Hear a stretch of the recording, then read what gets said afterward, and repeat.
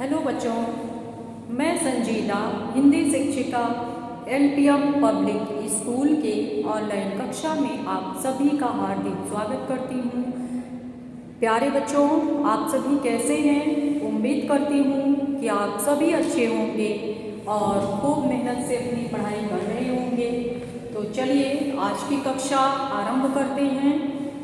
आज हम सब हिंदी व्याकरण के प्रकरण लघु कथा लेखन इसका अध्ययन करेंगे और समझेंगे कि लघु कथा क्या होती है। इसके पहले आप सबने अनुच्छेद लेखन, निबंध लेखन, पत्र लेखन पढ़ा और आज का हमारा प्रकरण है लघु कथा लेखन कि लघु कथा हम कैसे लिखते हैं। सबसे पहले बच्चों ये जानिए कि लघु कथा शब्द लघु और कथा दो शब्दों से मिलकर बना है, जिसका अर्थ होता है छोटी कथा। लघु का मतलब छोटी, छोटी कथा। लघु कथा से बड़ी होती है कहानी और कहानी से बड़ा उपन्यास, उपन्यास से बड़ा ग्रंथ। ठीक है, नोट करते चलिए। लघु कथा का अर्थ होता है, इसका अर्थ होता है छोटी कथा, छोटी कथा मतलब छोटी कहानी। ठीक है, तो लघु कथा से बड़ी होती है, मतलब लघु कथा से बड़ी, लघु कथा से बड़ी क्या होती है? कहानी, और कहानी से बड़ी उपन्यास, उपन्यास से बड़ा होता है ग्रंथ। ठीक है बच्चों, इतना समझ में आया? लघु कथा मतलब छोटी कथा, लघु कथा से बड़ी कहानी, कहानी से बड़ा उपन्यास और उपन्यास से बड़ा ग्रंथ। ग्रंथ में क्या होता है कि हमारे पूरे जीवन का वर्णन होता है, और जो कहानी है, कहानी में क्या होता है?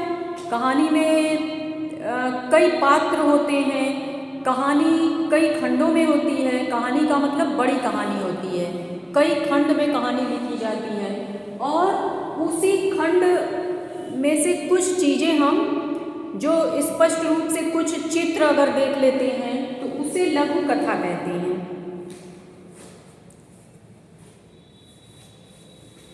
जैसे देखिए, लघु कथा खंड के किसी विशेष क्षण का अंत है। लघु कथा जीवन के किसी एक खंड, विशेष क्षण, मनोस्थिति या विचार घटना की वह अभिव्यक्ति है जो अपनी प्रखरता से पाठक की चेतना को उद्दीप्त करती है।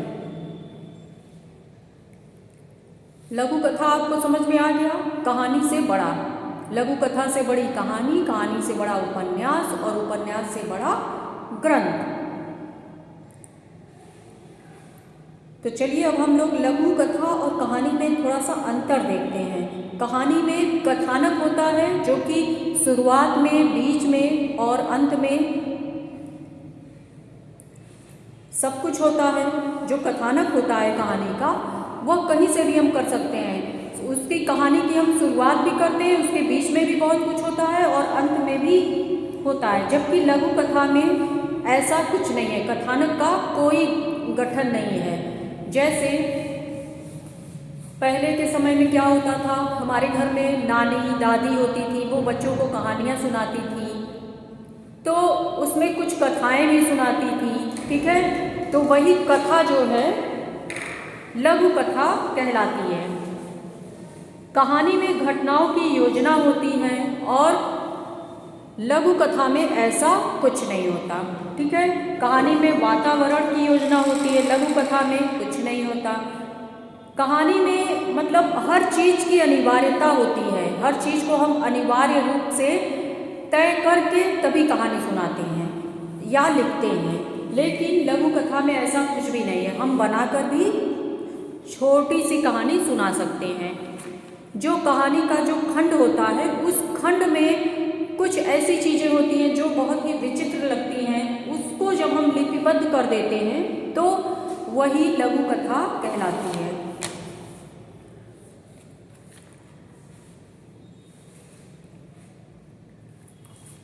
चलिए अब देखिए लघु कथा लेखन के लिए कुछ ध्यान रखने योग्य बातें।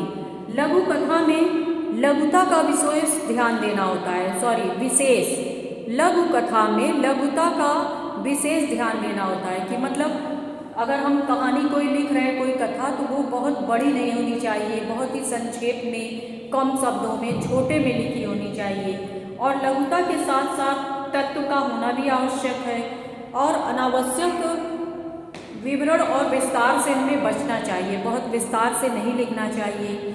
पात्रों की संख्या पर इसमें नियंत्रण रखना चाहिए, जैसे पात्र हैं तो कम से कम संख्या में हो। और शीर्षक का चुनाव भी हमें बहुत सोच समझकर करना चाहिए।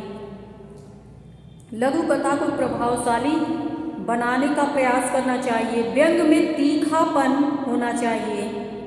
लघु कथा में नवीनता और स्पष्टता होना चाहिए। लघु कथा का अंत जो है वो प्रभावशील होना चाहिए। कहने का मतलब अगर हम कोई भी लघु कथा किसी को सुना रहे हैं तो उसके पहले हमें कुछ ऐसी चीज़ों को बताना चाहिए जिससे कि बच्चे रुचि उत्पन्न करें और उस कथा को अंत तक सुन सकें। जैसे मान लीजिए एक प्रकरण आपका है लघु कथा का, कोरोना से डरो ना। अगर हम प्रकरण दिए कोरोना से डरो ना, ये हमारा लघु कथा का प्रकरण है। जैसा कि इस समय कोरोना चल रहा है तो कोरोना से डरो ना, कोई भी प्रकरण हो सकता है। तो ये प्रकरण हम दिए तो इस पर आपको एक लघु कथा लिखनी है। तो छोटी सी कथा आप कैसे लिख सकते हैं? आप सभी को पता है कि कोरोना महामारी का काल इस समय चल रहा है, तो आप उसमें लिख सकते हैं लघु कथा में कि टीवी पर कोविड-19 के बारे में बहुत सारे प्रचार किए जा रहे हैं और हमें इससे कैसे बचकर रहना है और हमको मास्क का प्रयोग करना है और सैनिटाइजर का प्रयोग करना है, बार बार अपने हाथों को धुलना है, तभी हम सुरक्षित रह पाएंगे। तो इन सब चीज़ों की जानकारी आपको है ही।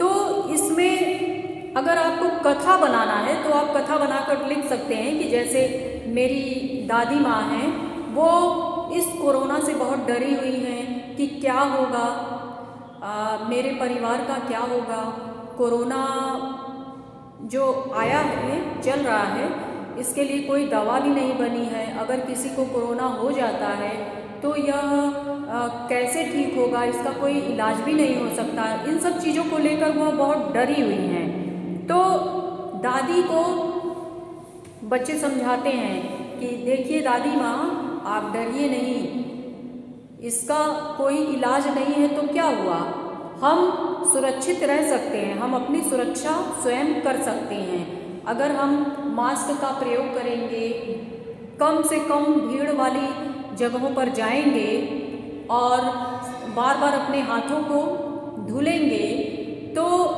हम जो है अपनी सुरक्षा करके स्वयं बच सकते हैं।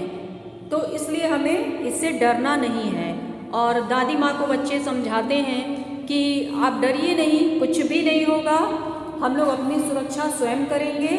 और इसके लिए अब तो वैक्सीनेशन भी हो रहा है, कई करोड़ लोगों को वैक्सीन भी लग चुकी है।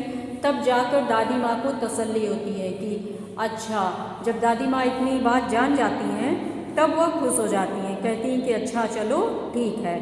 तो बच्चे दादी माँ को बताते हैं कि टीवी में भी यही बताया जा रहा है कि इसकी कोई दवा या टीका नहीं है, तो हमें कुछ भी नहीं करना है, बस अपनी सुरक्षा स्वयं करनी है, तभी हम इस खतरनाक महामारी से बच सकते हैं। ठीक है। और इसके उपाय दादी माँ को समझाते हैं। मतलब कोई भी प्रकरण है उसको हम थोड़ी सी कथा के माध्यम से अगर लिख देंगे तो वही लघु कथा होती है। कहानी में पात्र अधिक होते हैं और विषय होता है और अलग अलग उसमें कथानक होते हैं, बहुत सारे हेडिंग डालकर लिखे जाते हैं बहुत बड़े शब्दों में, लेकिन लघु कथा जो होती है वो कहानी से छोटी होती है। अब जैसे इसमें और भी बहुत सारे प्रकरण हैं, हिंदी है, हिंदी के बारे में हम लिख सकते हैं। और जैसे एकता में बल, अगर ये प्रकरण दे दिया जाए एकता में बल, तो इस पर भी एक लघु कथा लिखी जा सकती है। जैसे कि आप लोग वो कहानी सुने होंगे, एक किसान रहता है, वो अपने बेटों को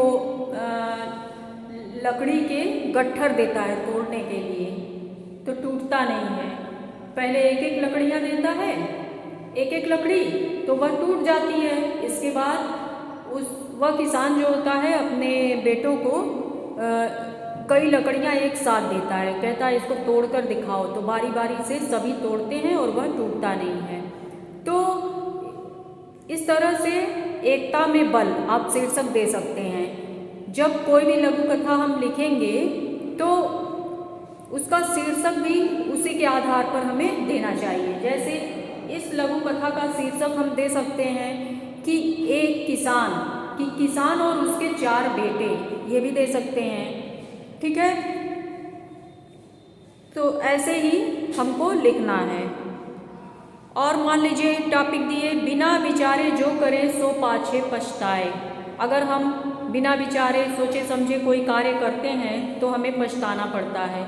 जैसा कि आप लोगों ने नेवले वाली भी कहानी सुनी होगी कि एक पति पत्नी रहते हैं, तो वो सब जंगल से एक नेवला लाते हैं, तो नेवले का बच्चा लाते हैं और उसको पाल लेते हैं। और जब बच्चा बड़ा हो जाता है तो एक दिन क्या होता है, जो पति रहता है वो कहीं काम पर चला जाता है, तो पत्नी पानी भरने के लिए कुएं से अपना घड़ा लेकर जाती है और नेवले से कहती है कि उन दोनों पति पत्नी का एक छोटा सा बच्चा भी होता है जो कि सोया रहता है।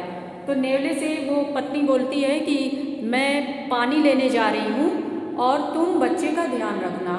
तो इसके बाद वो चली जाती है और जब वापस आकर देखती है तो क्या होता है कि एक सांप आता है और बच्चे के पास नेवला उस सांप को टुकड़े टुकड़े कर देता है और उसके मुंह में खून लगा होता है। तो वह इस प्रकार बच्चे की रक्षा करता है और जाकर दरवाजे के पास खड़ा हो जाता है और उस औरत के आने का इंतज़ार करता है कि जब वो देखेंगी तो बहुत खुश होंगी। तो जब वो औरत आती है घड़े में पानी लेकर, तो नेवले के मुंह में खून लगा हुआ देखती है तो सोचती है कि लगता है इसने मेरे बेटे को काट डाला है। तो वह पानी से घड़ा जो भरा रहता है बिना सोचे समझे नेवले के ऊपर पटक देती है और नेवला वहीं पर मर जाता है। और अंदर जाकर देखती है तो उसका बच्चा जो है वो आराम से सोया रहता है और वहीं ज़मीन पर एक सांप एकदम लहूलुहान होकर पड़ा रहता है। तो वह पछताने लगती है कि ये मैंने क्या किया। इसीलिए कहते हैं कि बिना सोचे समझे किसी कार्य को करना नहीं चाहिए। तो इस तरह से लघु कथा के लिए छोटे छोटे प्रकरण पर हम कोई भी कहानी लिख सकते हैं। अब जैसे दे दिए जैसी करनी वैसी भरनी, तो इस पर भी आप कहानी लिख सकते हैं। तो इस तरह से आप समझ गए होंगे कि हमें क्या करना है लघु कथा के अंतर्गत। ठीक है बच्चों, तो आप इस वीडियो को देखिए और इसको समझने का प्रयास कीजिए कि लघु कथा लेखन क्या होता है।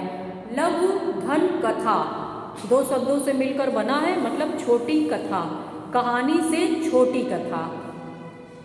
हम इस प्रकरण में कोई भी प्रकरण रहेगा उसको हम कम से कम शब्दों में लिखेंगे किसी कहानी के माध्यम से, तो उसे ही लघु कथा कहते हैं। तो चलिए अब आज के लिए बस इतना ही रहने दे रहे हैं। अगले वीडियो में हम लोग मिलेंगे नए प्रकरण के साथ। आप सब इसे फेयर कॉपी में अच्छे से लिखिए और समझने का प्रयास कीजिए। छोटी छोटी चीज़ों में अंतर करना जानिए।